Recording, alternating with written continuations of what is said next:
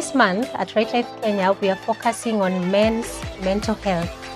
It is Men's Mental Health Awareness Month. It is also the month that we celebrate Father's Day. So we wanted to shine a spotlight on this special group of people, just to make sure that even as we advocate for mental health for everyone, we don't leave the boy child behind.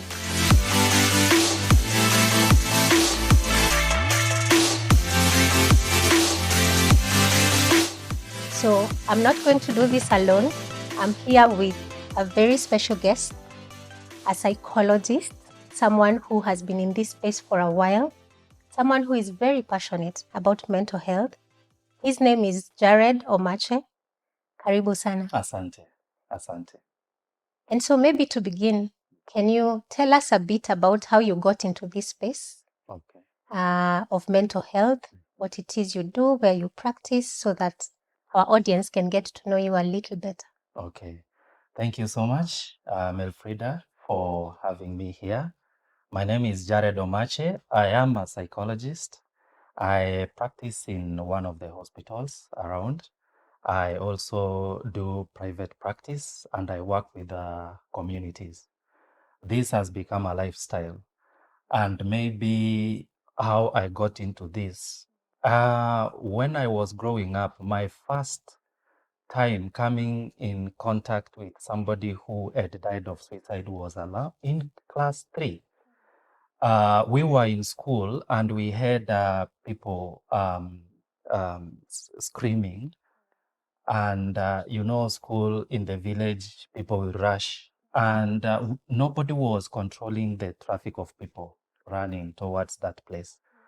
What was there is we saw a man hanging from the roof, and that man died of suicide.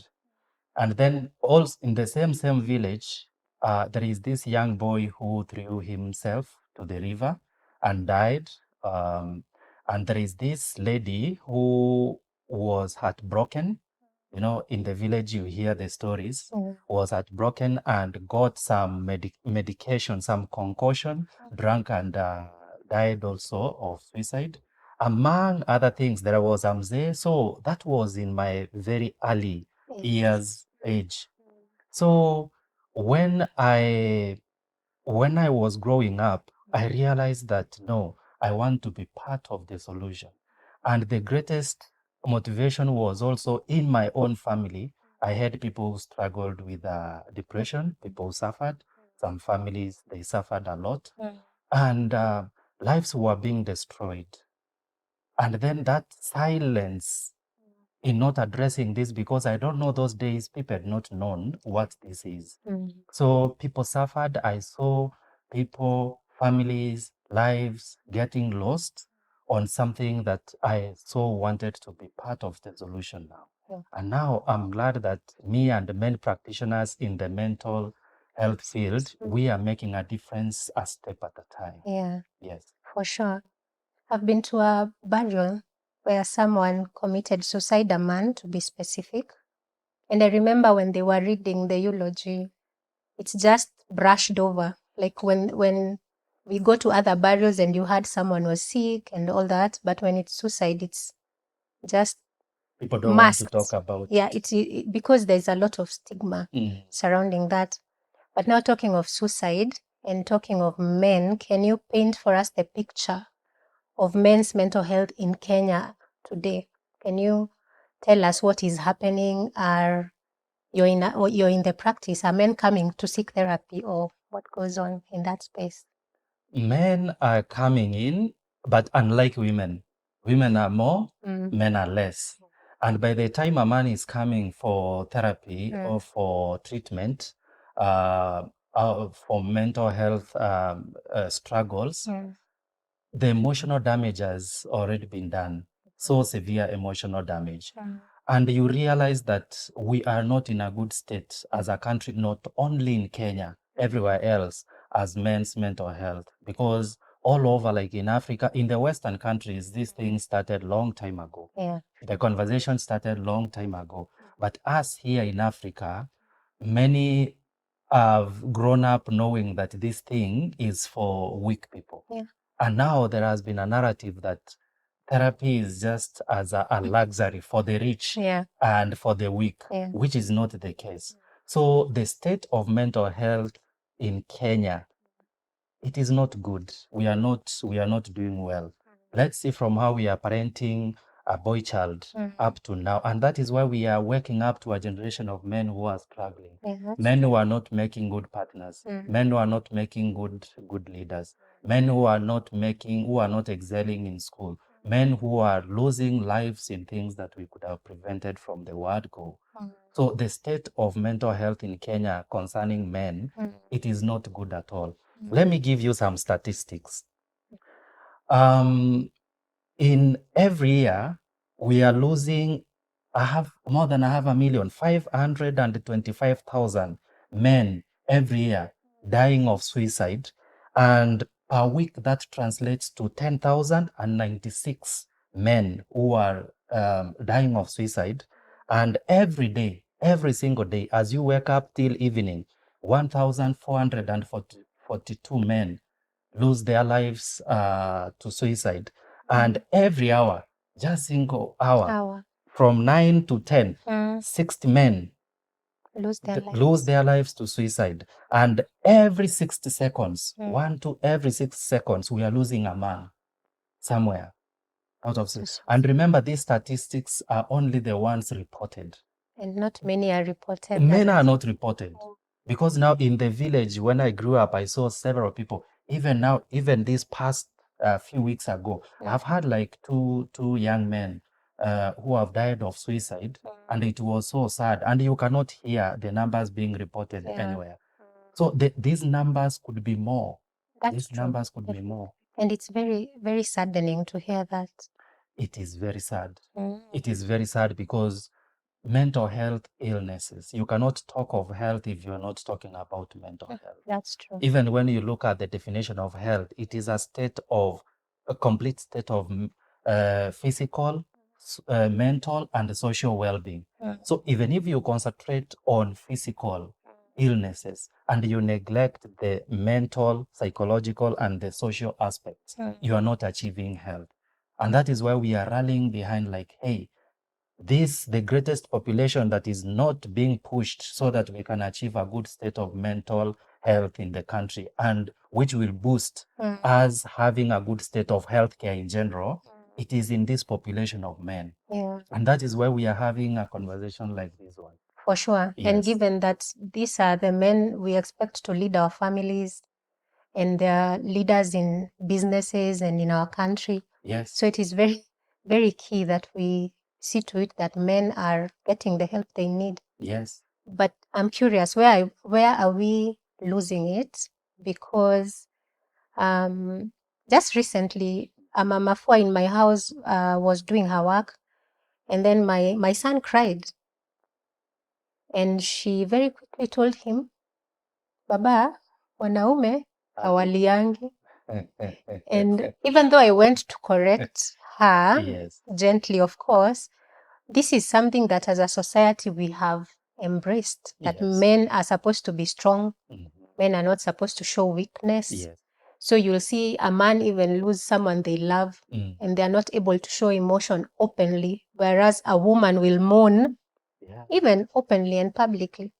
So as a society, how can we better support men to be able to get that help? Where can we change? And thank you, Melfrida, for stepping in to reassure your son that it is good to feel the emotions. Yeah. You see, a man, both genders, we are human beings, and human beings, we are supposed to feel our emotions. And where we are going wrong is that the way we are parenting, starting from parenting a boy child, it is totally wrong when it comes to their health and when it comes to this aspect of mental and social well-being. Yeah. Because now when you tell mwanaume hafai kulia, what are you doing? It means this young man or this man, they are going to suppress these emotions. And suppress the emotions. Remember, when we are treating mental illnesses, one of the key thing that is causing these issues, it is suppressed emotions. Yeah. And these suppressed emotions are the things that cause trauma. Mm. And these traumas are the one which erupt later when men get into public spaces, when men get into families, when men are now needed to parent children, when now men are given leadership positions, when men are leading organizations. And you come to realize that from the way a boy child is parented, and I want everybody, even everybody who is watching, how many times in our household, these young men, we have told them, hey, mwanaume, be a man, Be a okay? man Shut up, man up. Yeah. But when a girl cries, oh, You come embrace on, them. we embrace them and you Yeah. reassure them. And that is where you find women are coming out so strongly, emotionally, psychologically, even socially, and they are overtaking men. Because now, the things which have been happening, we have woken up to a generation that men cannot stand these things. Because they are too weighed down with suppressed emotions, they cannot reconcile themselves from inside. Until, if you ask many men here, they will feel like they don't have a place in this life. And that is what turns to anger, to bitterness, to violence. And that is why you hear now we are abusing men who are violent and men who are drinking too much, men who are having very unhealthy sexual behaviors. And by the way, these things are as a repercussion of how a man has been handled growing up. From a child. In the psychosocial stages of development, there is a lot bottled inside. And for a man to survive in this world that is so fierce and so wild, they'll have to look for coping mechanisms. Even negative ones now, because they don't know how to positively cope. Actually, the positive way of coping, it is through this reassurance and creating safe spaces for men so that men can have the emotional outlet. And because they don't have, they'll have to look for some maladaptive coping ways for them to survive. So they are just on survival mode. And anything on survival mode, that thing is not living. They dress well, they can wear well, they can do everything they are supposed to do, but inside they are dry skeletons.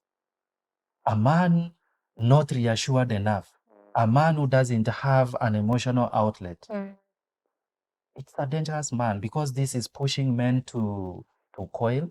This is pushing men to be quiet. This is pushing men to be more workaholic, and you find they're having a very bad work-life balance. And then they are not able even to look after families. They are not able to look after themselves. So they are just surviving. And I want to bring out something very critical. Do you know why we are having a conversation? We are in fact abusing men when I want you to see Kenya in ethnic. We are not anything, but we are learning something. We are not spreading any ethnicity here. But I want us to subdivide Kenya in regions. And you come to realize there are men from some specific regions.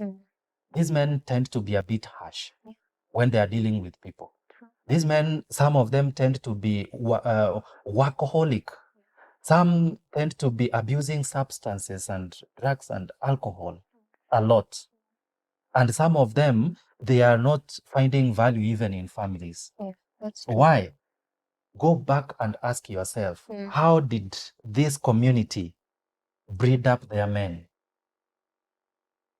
That shutting up, that you have to be a man, that you have to behave like a man. A man is not a crybaby. You are supposed to man up. And these people who were instilling this kind of culture, they didn't know that what they are pumping into these men, it is anger that is passive, that is going to come out of these men later. It is bitterness. It is a man who is going to be in the community, but this man is surviving. And now, when we come to integrate, because now we are living in a multicultural setup, you find out that a lot is happening. And that is why we should be very slow in judging people who are coming from a certain ethnic regions. Because the problem the problem started from how way they were back. socialized. Yeah. So socialization happened in a way that was not right. And now these men are trying to struggle. And the better thing we are supposed to do, instead of helping them, we are even increasing the stigma for them more. They will run more, they will go silent more. And a man will keep quiet and do things. And when help is not coming, when a man decides and does it. So sometimes even when we are doing therapy, psychotherapy, you don't have to feel that you cannot survive a day so that you can run for therapy. You don't have to wait for an emotional damage to happen. You don't have to feel like I'm not going to see the next day so that you can go. You can start now, even if you feel things are going right, so that you can unlearn some of the things which have not been working in your life, so that you can learn new structures, a new culture, a rational culture, and healthy ways of living, so that your perception can change. Because there is a possibility some of the cultures we were brought up with as men, even in the general population, might not be right. So that when we are adults now, it is up to us to create, to recreate, to unlearn and learn things that are going to help us. So what you're saying is that therapy is not necessarily to be sought when you're in your last straw. Any man can benefit from therapy because we all have something maybe to unlearn from how we were cultured as we were growing up. But now we are talking about grown-up men who are used to such and such a thing. Yes. For that man who is not willing yet to step into therapy, we've talked of negative coping mechanisms. Yes. Examples you've given is getting into drugs and all those things. So are there positive coping mechanisms a man who is not willing yet to go to therapy can use in their everyday life to better their mental health? Great. That is a very good question. And I know men will benefit from this. As a man, when you feel life is too much for you, please avoid isolation. Solitude is what goes down with a person, because there is no help that you are going to find in solitude, as you are not doing anything. If you have to go to solitude, go there objectively. Be journaling. Journaling is a very powerful tool, because if you feel like you are not ready enough to go for therapy, you can get a notebook and just find an outlet of your emotions. It can be through a pen and a paper. It can be through mindfulness. You need to do a self-reflection of, why am I here? Why are these things happening to me? What is going on wrong? And trust me, by the time you do that, you'll find every reason. If you don't understand, to go for therapy. And also, physical exercise is very good, because the excessive energy in your brain and in your muscles need to go somewhere. And some of this energy we keep into ourselves in solitude. That is what really becomes problematic. We need to find an outlet, because emotions come in form of energy. And for the emotions, those negative emotions to come out, find activities to do. You don't, if you still contemplating of going for therapy, you don't have to wait for next year. Next year might be too late. Start with a mentor, if you have a mentor, if you have a trusted friend. And I think families and the people around, if you have a friend who is a man, there is something possible. There is everything we can do to be able to help these men. Don't take the statement of a man, I'm fine, to be like, this man is fine. These fine people, like, I'm fine, I'm okay, I'm doing well. These are the people who are struggling in silence so much. And we don't have to do things so much, big things, to help these men. We can create safe spaces for these men, because that is what has not been there. If we achieve safe spaces for these men will talk. That's true. And that way we are bringing up a generation of men who are manly. because a man is supposed to talk. Yeah. It is not unmanly to struggle because we are human beings. Yeah. Men are not superhuman beings. They are not aliens. Yeah. They are men. Men feel things. Men go through emotions. Yeah. Men get heartbroken. Men go through family issues. Men go through relationship issues. Men are struggling in education. Men are struggling at workplaces. Men have dreams which are so bothering them. Men are having pressures to provide in families. Men are having a pressure to be able to match with their peers. It is so much. Men have body image issues. True. Men have eating disorders. Yeah. That's Men true. are battling with identity issues. Men are battling with even trauma, things which happened long time ago. Men feel the loss of loved one and loss of important and significant things in their lives.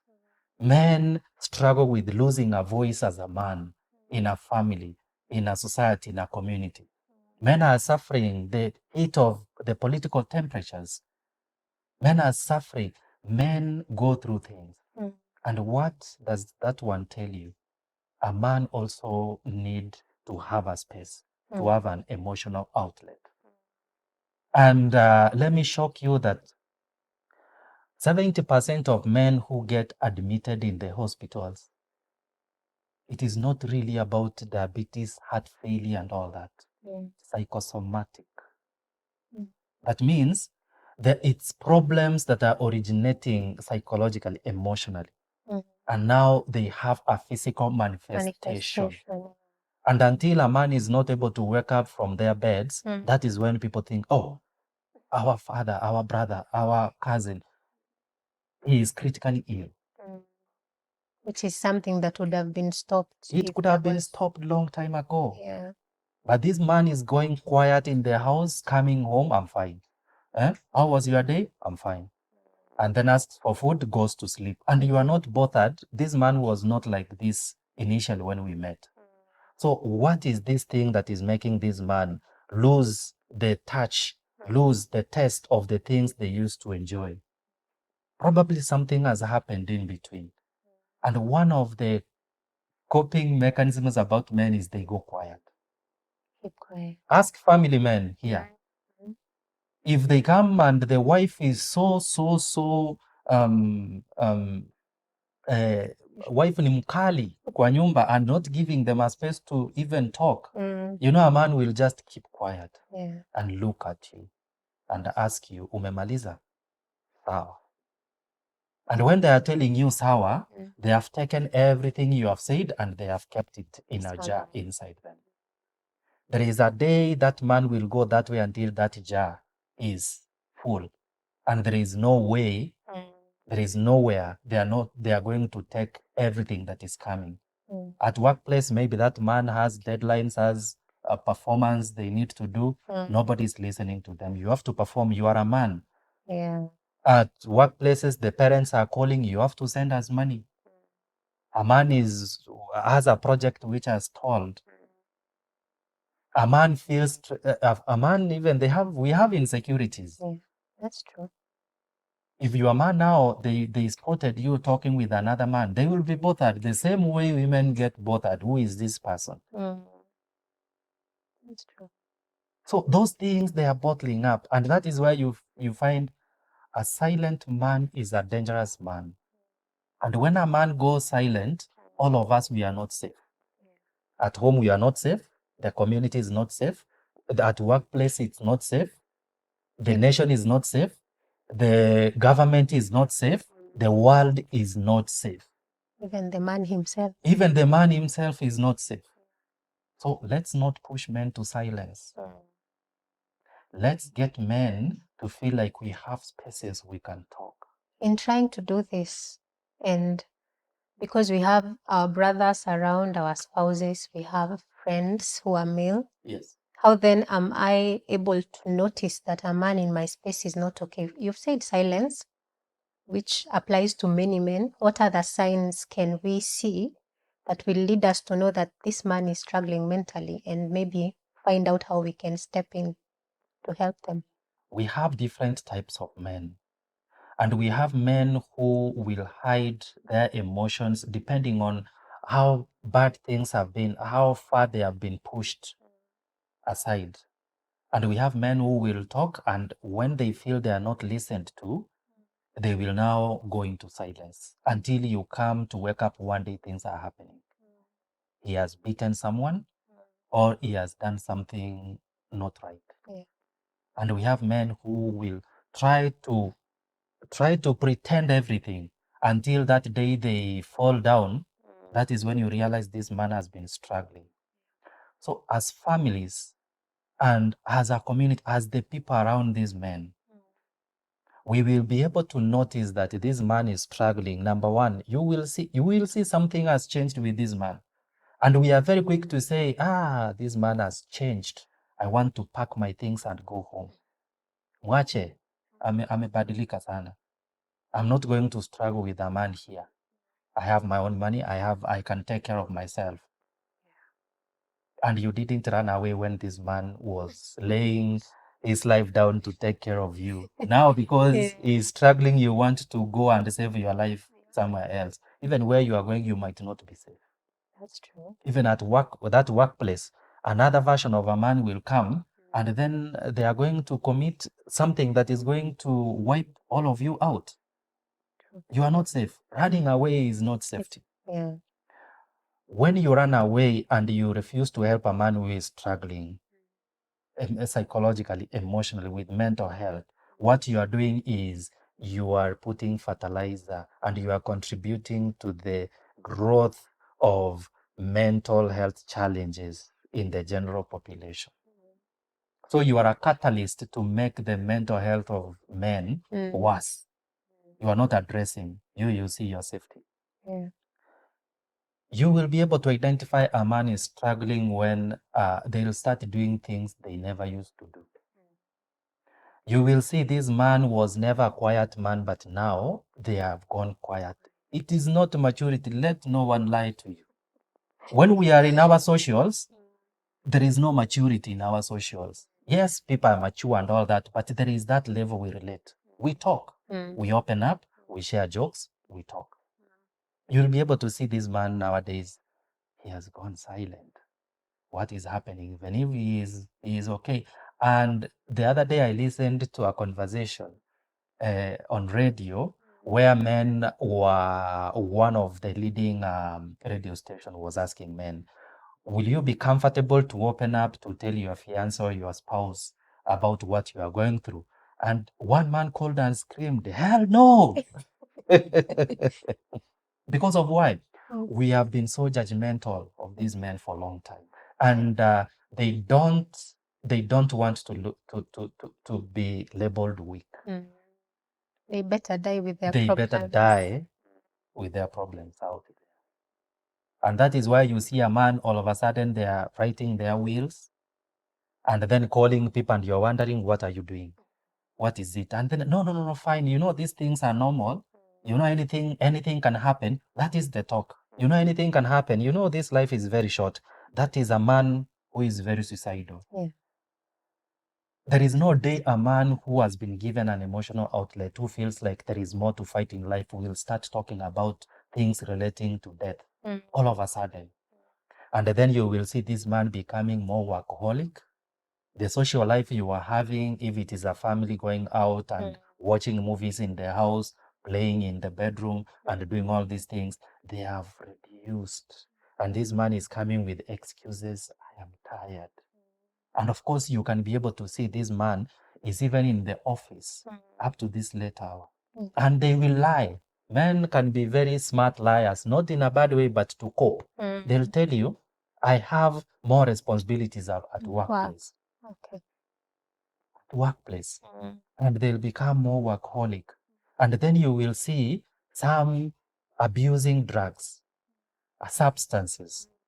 And you see it is normal coming at home, because now I know if I go to the club, my wife, my people, they are going to see that I have become levy. Yeah. So what I'll do, I'll buy stock in the fridge so that when I come home, the first thing once I eat, I just pull my alcohol, you sleep, good night. then this man remains in the living room taking alcohol even up to morning, Yeah. and you wake up finding this man in the chair. Does it look like normal thing to you? Mm. A normal family setup should be like, this is eating time, all the people are going to sleep, or we are watching movies. Yeah, sure. That's true. No man could sit in the living room in the house taking alcohol till morning, and they have things to do in the morning. In the morning. Okay? And then you will see some unhealthy sexual behavior. Mm. And this is where cheating comes in. Okay. Because it is one of, please, let's understand this. When you are accusing that man of adultery, of cheating, ask yourself, what is this man struggling with? Low self-esteem? Mm. Seeking for comfort that they have not got in the circle here? And I know many will think in a layman's level, Yeah. and say like, no, but when this man is, pretending, and one thing, they will go to the bar, take alcohol. They'll find somebody who is entertaining them. Yeah. And at that moment, it is making them forget their sorrows. Mm. What is going to Okay. happen next? Touching and unhealthy activities happen. True. And if that can be able to sort a man that time, then it becomes a habit. A habit, a negative Coping mechanism, very negative coping mechanism. Yeah. You will see a cheating man, but here there is a man struggling with mental health issues. And what are you doing? This man coping with mental health issues, out of those things, engaging in those unhealthy behaviors, another thing might come on board, which is more bad, which is going even to break this person more. Will this family be safe? No. Will workplaces people be safe? No. The issues we've been talking about, GBV, will these issues will they end? No. Actually, for us to be able to curb GBV issues, we should be able to start looking at how we are handling men from this point onwards. And we go back, this young generation of these boys being born now, Yeah. and they have started to go to school. How are we parenting these boy children? So men get pushed to that level. And another smart way you can be able to notice that this man is struggling is even the spending habit changes. A man waking up and having plans they never even had. Okay? Spontaneous, like acting impulsively, things happening, or starting to have activities that are not making sense, just to isolate from you. And even when you are going for social functions, they will tell you like, just go, I'll catch up, or I'll be home, I need to rest. So those are some of the few ways you can be able to see like the man in your lives, they are struggling. There are so many ways that you can be able, and at some point, they even themselves, they can communicate, I'm struggling. Even that thing a man tells you, for sure, I'm struggling financially, you should not just brush it off. Because also one of the major things that breaks men, it is just knowing that I am going to be financially incapacitated. Yeah. I'm not able to provide for family. I'm not able to provide for needs. I'm not able to provide for myself. And when I check the peers, things keep on moving on well. And here, I'm not even having somebody who is concerned about my struggles. Be a man, enda utafute kama wanaume wengine. Yeah. It was very sad, by the way, once I heard a wife telling a man that afadhali uende uwe kama wanaume wengine, bora ulishe familia. And that thing has never left my mind. And every time I'm sitting down with the couples, I try to find out what are these things these men are being told, and they stuck in their hearts and in their mind, because for them, they will think like, so at the end of the day, you only care for me providing in this family. You don't care about me as a person. And then that man starts to pull back. And then you will start complaining about intimacy in the house. about unsatisfaction in your bedroom. You know, depression can hit a man. You are with a man in the same house. This man is depressed and you are not picking it because you have set a standard in your mind. You think like a man should always perform. A man should always give comfort to us. A man is the one who should stand in the gap for everything. When you break down with from workplaces as a wife, as a sister, as a cousin, you run to that man. You do your emotional transfer and all that. Yeah. Who is attending to them. this man when they are being broken with life out here? Mm. That's why we are here today. That is why we are That's here why we are today. doing this today. And now that you have addressed the support system, which is us and the society and everything, Yes. maybe address that man who has been watching this episode and is feeling overwhelmed and is wondering, I have heard all that you have said, Doc, but how do I start? What do I do? How do I pick myself up and find a release for all this that I am struggling with? Maybe you can give something for the man watching. Okay. Hello, sir. I know you might be watching, and it doesn't matter your age group. But one thing I want to tell you as a man is myself, as I'm a man, and I have had my struggles in the past, right from the losses of loved ones, right, with struggling to make it in life, peer pressure, uh, things to do with finances, things to do with relationships, things to do with identity crisis, things to do with you are pushed with achievement, and even sometimes the society the places we live around, they have a lot of pressure on us, and even the politics in the land. So I want to tell you as a man, if you really value yourself, therapy is not a luxury or for the rich or for the weak. No, because I, as a man, I know how we were brought up. And in this culture, these sides of Africa, there are many things that we were taught a culture on how to be a man that was not right. We were told that we shut up, we man up, that even if we are struggling, we have to fight till the end. Even if we die, we die. And we have to sacrifice even our own health, and we have to sacrifice our own well-being for to make other people comfortable. We also have a life to live. And as men, the best thing for you to be able to be a better brother, uncle, a father, a partner, a leader, somebody in government, somebody in an organization, somebody who has a status in your social class, we need to think about ourselves because this thing is eating us up. It is no longer that time that we should keep quiet about our mental health. Listen to me, men. Those things you are struggling so much for, and at some point you feel like exiting this life is the only solution. It is not. You can still live this life and be able to accomplish, be able to be a better person, and we have a place in this life. This life, it cannot be complete without us men. And us accepting to be broken and exiting this life in a manner that is not even worth, we are not helping this world. And for us to be able to change the world as we have always done as men, we should start by changing ourselves. You might be having that fear, or you might be stigmatized about therapy, about seeking mental health help. But you can start with your mentor, somebody you trust, a close friend. You can be intentional about starting to be mindful about how you have suffered and the things you have gone through.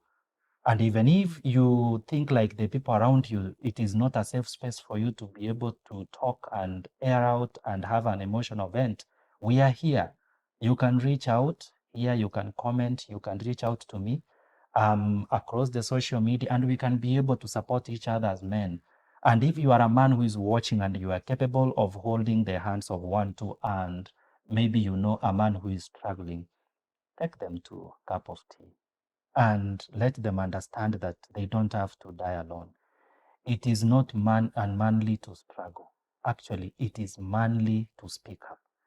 And from this time, this month of June 2025, we can be deliberate about creating a new culture, a culture of a man having an emotional outlet, a culture of us mindful about our mental health, a culture of us reaching out to the people, even professionals. We are here, and I know there are many practitioners out here, mental health practitioners, who are well trained to be able to take care of your affairs.